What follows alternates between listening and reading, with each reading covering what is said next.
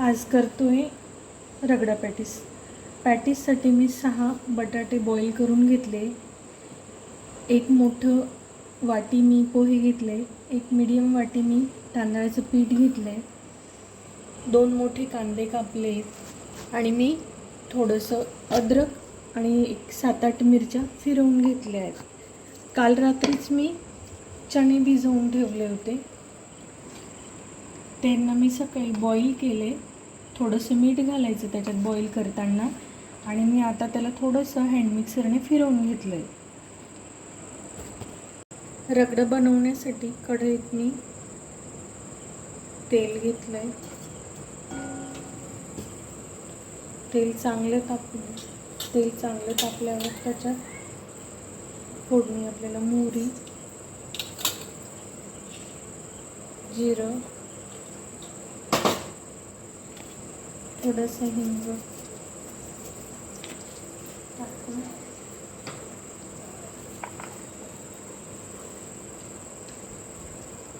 सगळा कांदा टाकायचा आहे. कांदा फ्राय होतो तोवर पोहे मी भिजवून घेतले. पोहे छान भिजवून घ्यायचे. कांदा फ्राय होत आलाय त्यात आता आपण टाकायचे अद्रक आणि मिरची फिरवलेली पेस्ट. कांदा आणि मिरची अद्रकची पेस्ट फ्राय झाली. त्यात थोडंसं हळद घालते, छोटा चमचा हळद. आता हे छानपैकी फ्राय झालंय, पण मी आता यातला अर्धा पॅटीसमध्ये टाकणार आहे, म्हणजे पॅटीसलाही छान चव येते.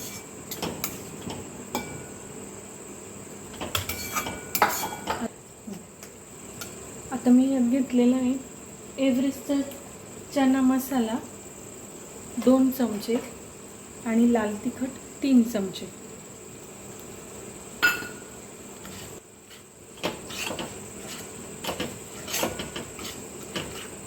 मसाला फ्राय झाला, थोडंसं असं तेल सुटायला लागलं त्याला की त्यात आता हे चणे टाकायचे.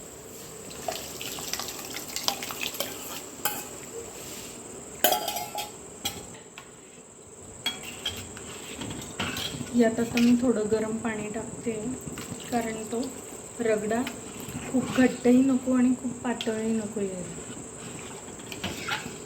आता फक्त यात मीठ टाकायचं चवीनुसार आणि थोडीशी कोथिंबीर. रगडा रेडी. मीठ टाकताना लक्षात घ्यायचं, कारण आपण जेव्हा चणे बॉईल करतो तेव्हाही थोडं मीठ टाकलं आहे, सो मीठ बेताने टाकायचं. पॅटीससाठी आता हे पोहे भिजवलेले मी त्यात टाकते.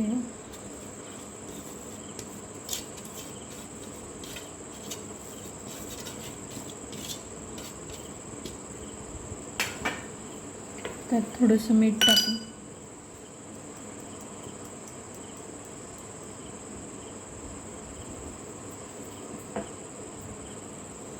आता हे सगळं मिक्स करायचं आहे मीठ, आणि त्याचे छोटे छोटे गोळे बनवून आपल्याला पॅटीस करायचे. आता हे सगळं छान मिक्स केलं आहे मी, पण याचे पॅटीस बनवायच्या आधी थोडंसं चव घेऊन बघायची. जर तुम्हाला वाटलं की यात मीठ कमी आहे, थोडं मीठ टाकायचं, पुन्हा ते एकत्र करायचं, मग त्याचे असे छान छोटे छोटे गोळे बनवायचे आणि मग त्यांना पॅटीसचा शेप द्यायचा. बॅटरचे गोळे बनवून झाले. तवा छान तापला आहे. आता तव्यावर तेल टाकून पॅटीस बनवून घेऊ. पॅटीस बनवले, त्याच्यात थोडं तेल टाकलं आहे. आता मी परतवलं आहे यांना, दुसऱ्या बाजूने त्यांना शेकून घेऊ. थोडंसं तेल टाकायचं. शेवटचा पार्ट, पुदिन्याची चटणी बनवली. पुदिना, कोथिंबीर, हिरवी मिरची मिक्सरमधून फिरवून घ्यायची थोडं पाणी टाकून. त्यातच थोडंसं मीठही घालायचं.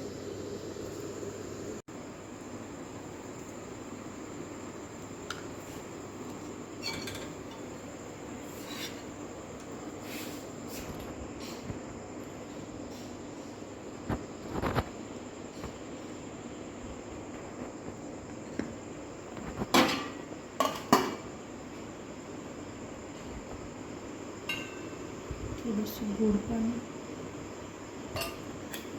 थोडीशी तिखट चटणी, थोडी शेव, थोडे कांदे आणि वरून अजून थोडी शेव, कारण की शेववर पाहिजे असते. ओके.